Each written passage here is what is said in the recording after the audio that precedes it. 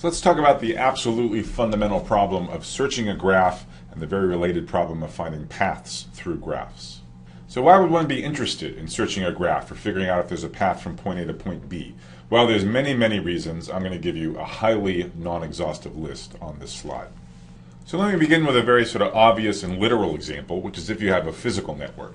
Then often you want to make sure that the network is fully connected in the sense that you can get from any starting point to any other point. So for example, think back to the phone network. It would have been a disaster if callers from California could only reach callers in Nevada, but not their family members in Utah. So obviously a minimal condition for functionality of something like a phone network is that you can get from any one place to any other place. Similarly for road networks within a given country, and so on.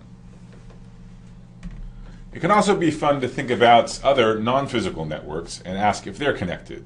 So one network that's fun to play around with is the movie network. So this is the graph where the nodes correspond to actors and actresses, and you have an edge between two nodes if they played a role in a common movie. So this is going to be an undirected graph where the edges correspond to not necessarily co-starring, but both the actors appearing at least at some point in the same movie. So versions of this movie network you should be able to find publicly available on the web, and there's lots of fun questions you can ask about the movie network, like for example, what's the minimum number of hops, where a hop here again is a movie that two people both played a role in, the minimum number of hops or edges you can get from one actor to another actor. So perhaps the most famous statistic that's been thought about with the movie network is the Bacon number. So this refers to the fairly ubiquitous actor Kevin Bacon, and the question, the Bacon number of an actor is defined as the minimum number of hops you need in this movie graph to get to Kevin Bacon.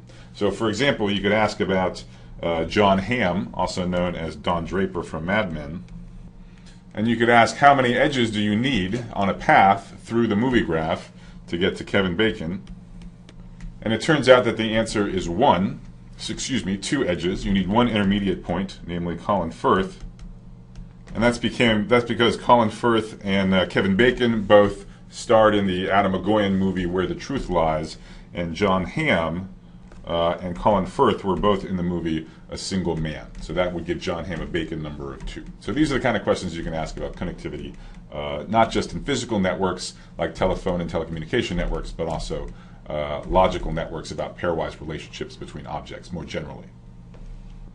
So the Bacon number is fundamentally not just about any path, but actually shortest paths, the minimum number of edges you need to traverse to get from one actor to Kevin Bacon. And shortest paths also have a very practical use that you might use yourself in driving directions. So when you use a website or a phone app and you ask for the best way to get from where you are now to, say, some restaurant where you're going to have dinner, obviously you're trying to find some kind of path through a network, through a graph, and indeed often you want the shortest path, perhaps in mileage or perhaps in anticipated travel time. Now I realize that when you're thinking about paths and graphs, it's natural to focus on sort of very literal paths and quite literal physical networks. Things like routes through a road network or paths through the internet and so on. But you should really think more abstractly as a path as just a sequence of decisions, taking you from some initial state to some final state. And it's this abstract mentality which is what makes graph search so ubiquitous and feels like artificial intelligence, where you want to formulate a plan of how to get from an initial state to some goal state. So to give a simple recreational example, you could imagine just trying to understand how to compute automatically a way to fill in a Sudoku puzzle so that you solve the puzzle correctly. So you might ask, what is the graph that we're talking about when we want to solve a Sudoku puzzle? Well, this is going to be a directed graph, where here the nodes correspond to partially completed puzzles. So for example, at one node of this extremely large graph, perhaps 40 out of the 81 cells are filled in with some kind of number. And now, again, remember a path is supposed to correspond to a sequence of decisions. So what are the actions that you take in solving Sudoku? Well, you fill in a number into a square. So an edge, which here is going to be directed, is going to move you from one partially completed puzzle to another, where one previously empty square gets filled in with one number. And of course, then the path that you're interested in computing, or what you're searching for when you search this graph, you begin with the initial state of the Sudoku puzzle, and you want to reach some goal state where the Sudoku puzzle is completely filled in without any violations of the rules of Sudoku. And of course, it's easy to imagine millions of other situations where you want to formulate some kind of plan like this. Like, for example, if you have a robotic hand and you just want to grasp some object, you need to think about exactly how to approach the object with this robotic hand so that you can grab it without, for example, first knocking it over. And you can think of millions of other examples.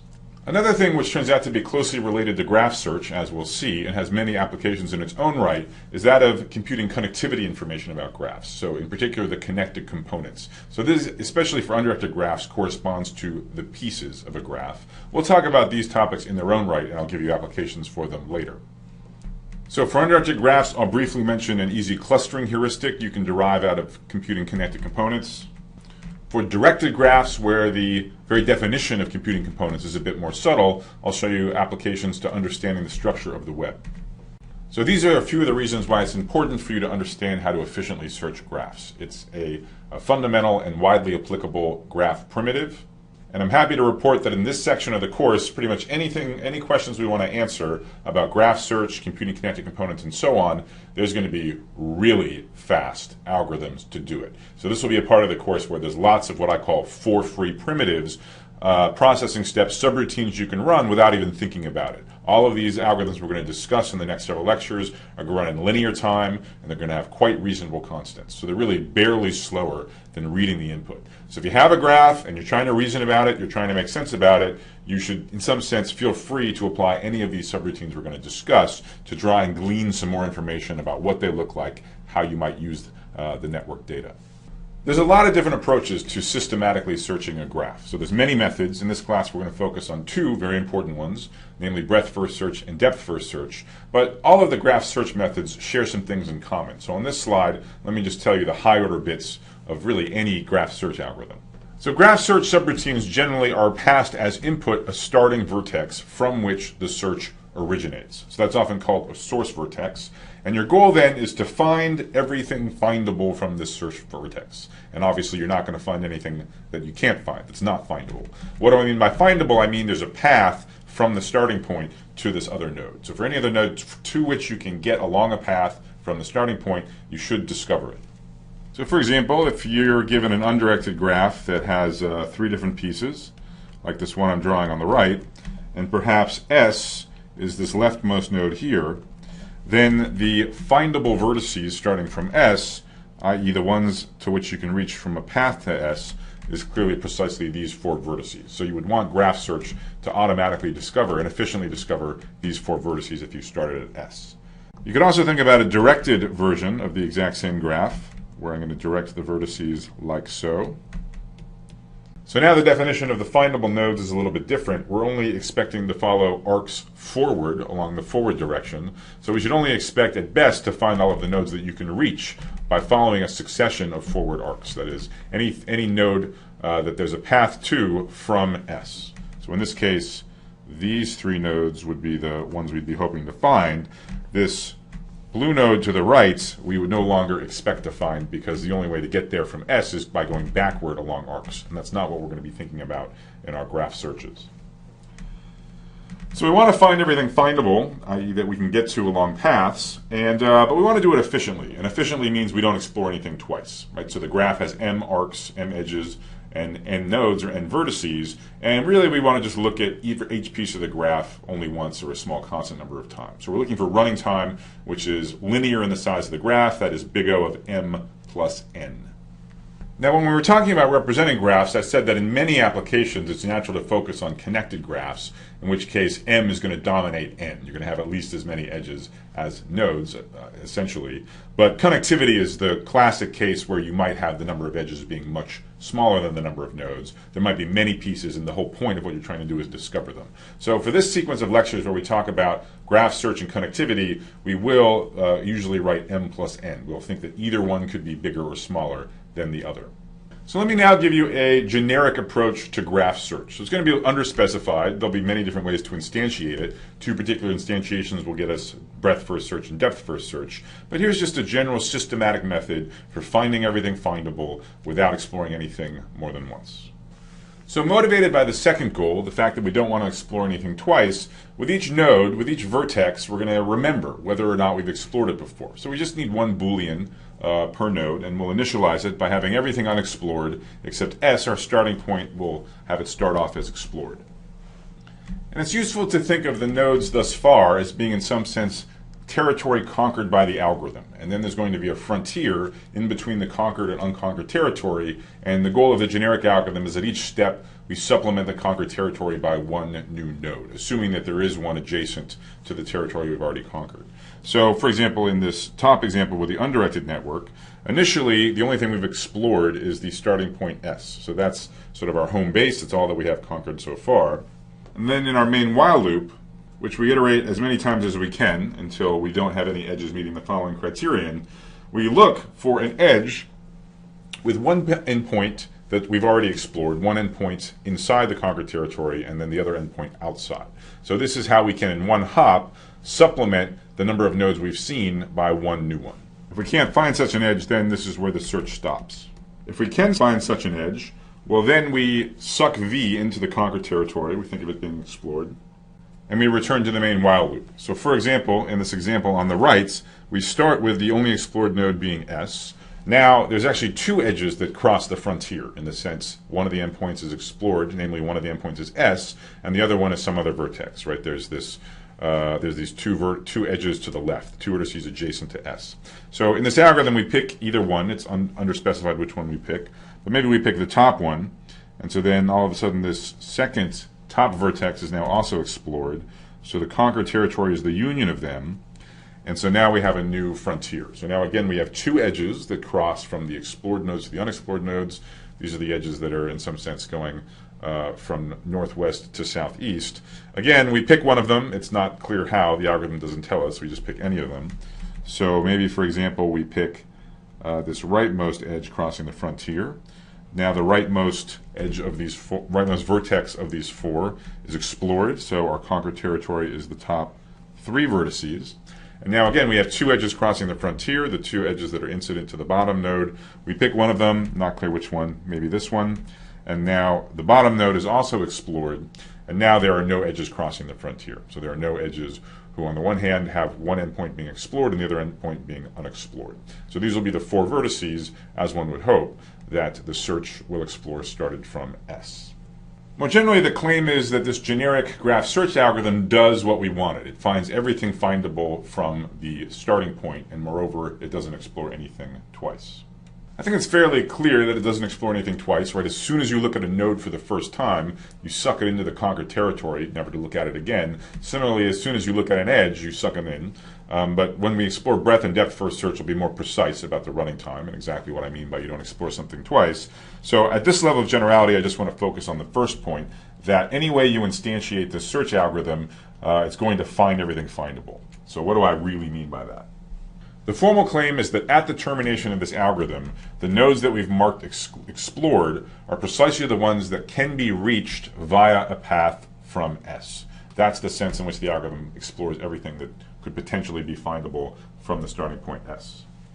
And one thing I want to mention is that this claim and the proof I'm going to give of it holds whether or not G is an undirected graph or a directed graph. In fact, almost all of the things that I'm going to say about graph search, and in particular about breadth first search and depth first search, work in essentially the same way, either in undirected graphs or directed graphs. The obvious difference being in an undirected graph, you can traverse an edge in either direction. In a directed graph, we're only supposed to traverse it in the forward direction, from the tail to the head. The one big difference between undirected and directed graphs is when we do connectivity computations, and I'll remind you when we get to that point which one we're talking about. Okay? But for the most part, when we just talk about basic graph search, it works essentially the same way, whether it's undirected or directed, so keep that in mind. All right, so why is this true? Why are the nodes that get explored precisely the nodes for which there's a path to them from S? Well, one direction is easy, which is you can't find anything which is not findable. That is, if you wind up exploring a node, the only reason that can happen is because you traversed a sequence of edges that got you there. And that sequence of edges obviously defines a path from S to V. If you really want to be pedantic about the forward direction, that explored nodes have to have paths from S, then you can just do an easy induction. And I'll leave this for you to check if you want in the privacy of your own home. So the important direction of this claim is really the opposite. Why is it that no matter how we instantiate this generic graph search procedure, it's impossible for us to miss anything? That's the crucial point. We don't miss anything that we could in principle find via a path. Well, we're going to proceed by contradiction. So what does that mean? We're going to assume that the statement that we want to prove is true is not true, which means that it's possible that G has a path from S to V, and yet somehow our algorithm misses it, doesn't mark it as explored, right? That's the thing we're really hoping doesn't happen. So let's suppose it does happen and then derive a contradiction. So suppose G does have a path from S to some vertex V, called the path P. I'm going to draw the picture for an undirected graph, but the situation would be same in the directed case. So there's a bunch of hops, there's a bunch of edges, and then eventually this path ends at V. Now, the bad situation, the situation from which we want to derive a contradiction, is that V is unexplored at the end of this algorithm. So let's take stock of what we know. S, for sure, is explored, right? We initialize the search procedure so that S is marked as explored. V, by hypothesis, in this proof by contradiction, is unexplored. So S is explored, V is unexplored. So now imagine we, just in our heads, as a thought experiment, we traverse this path P. We start at S, and we know it's explored. We go to the next vertex. It may or may not have been explored. We're not sure. We go to the third vertex again. Who knows? Might be explored, might be unexplored, and so on. But by the time we get to V, we know it's unexplored. So we start at S, it's been explored. We get to V, it's been unexplored. So at some point, there's some hop along this path P from which we move from an explored vertex to an unexplored vertex. There has to be a switch at some point, because at the end of the day, at the end of the path, we're at an unexplored node. So consider the first edge, and there must be one, that we switch from being at an explored node to being at an unexplored node. So I'm going to call the endpoints of this purported edge U and W, where U is the explored one and W is the unexplored one. Now, for all we know, U could be exactly the same as S. That's a possibility. Or for all we know, W could be the same as V. That's also a possibility. In the picture, I'll draw it as if this edge UX was somewhere in the middle of this path. But again, it may be at one of the ends. That's totally fine. But now in this case, there's something I need you to explain to me. How is it possible that, on the one hand, our algorithm terminated, and on the other hand, there's this edge, U comma X, where U has been explored and X has not been explored? That, my friends, is impossible. Our generic search algorithm does not give up. It does not terminate unless there are no edges where the one endpoint is explored and the other endpoint is unexplored. As long as there's such an edge, it's going to suck in that unexplored vertex into the conquered territory. It's going to keep going. So the upshot is there's no way that our algorithm terminated with this picture, with there being an edge UX, U explored, X unexplored. So that's the contradiction. This contradicts the fact that our algorithm terminated with V unexplored. So that is a general approach to graph search. So that, I hope, gives you the flavor of how this is going to work. But now there's two particular instantiations of this generic method that are really important and have their own suites of applications. So we're going to focus on breadth-first search and depth-first search. We'll cover them in detail in the next couple of videos. I want to give you the highlights to conclude this video. Now let me just make sure it's clear where the ambiguity in our generic method is, why we can have different instantiations of it that potentially have different properties and different applications. The question is, at a given iteration of this while loop, what do you got? You got your nodes that you've already explored, so that includes S plus probably some other stuff. And then you've got your nodes that are unexplored. And then you have your crossing edges, right? So they're edges with one point in each side. And for an undirected graph, there's no orientation to worry about. These crossing edges just have one endpoint on the explored side, one endpoint on the unexplored side. In the directed case, you focus on edges where the tail of the edge is on the explored side and the head of the edge is on the unexplored side. So they go from the explored side to the unexplored side. And the question is, in general, in an iteration of this while loop, there's going to be many such crossing edges. There are many different unexplored nodes we could go to next. And different strategies for picking the unexplored node to explore next leads us to different graph search algorithms with different properties. So the first specific search strategy we're going to study is breadth-first search, colloquially known as BFS. So let me tell you sort of the high-level idea and applications of breadth-first search. So the goal is going to be to explore the nodes in what I call layers. So the starting point S will be in its own layer, layer 0. The neighbors of S will constitute layer 1. And then layer 2 will be the nodes that are neighbors of layer 1, but that are not already in layer 0 or layer 1, and so on. So layer I plus 1 is the stuff next to layer I that you haven't already seen yet.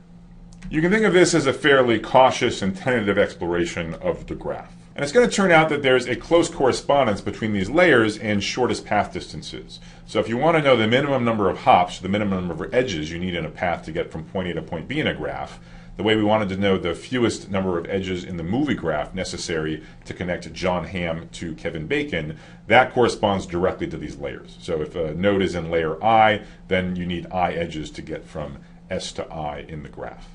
Once we discuss breadth first search, we'll also discuss how to compute the connected components, or the different pieces, of an undirected graph. Turns out this isn't that special to breadth first search. You can use any number of graph search strategies to compute connected components in undirected graphs, but I'll show you how to do it using a simple looped version of breadth first search. And we'll be able to do this stuff in the linear time that we want, the very ambitious goal of getting linear time. To get the linear time implementation, you do want to use the right data structure, but it's a super simple data structure, something probably you've seen in the past, namely a queue, so something that's first in, first out. So the second search strategy that's super important to know is depth first search, also known as DFS to its friends. Depth first search has a rather different feel than breadth first search. It's a much more aggressive search where you immediately try and plunge as deeply as you can. It's very much in the spirit of how you might explore a maze, where you go as deeply as you can, only backtracking when absolutely necessary. Depth first search will also have its own set of applications. It's not, for example, very useful for computing shortest path information, but especially in directed graphs, it's going to do some remarkable things for us. So in a directed acyclic graph, so a directed graph with no directed cycles, it will give us what's called the topological ordering.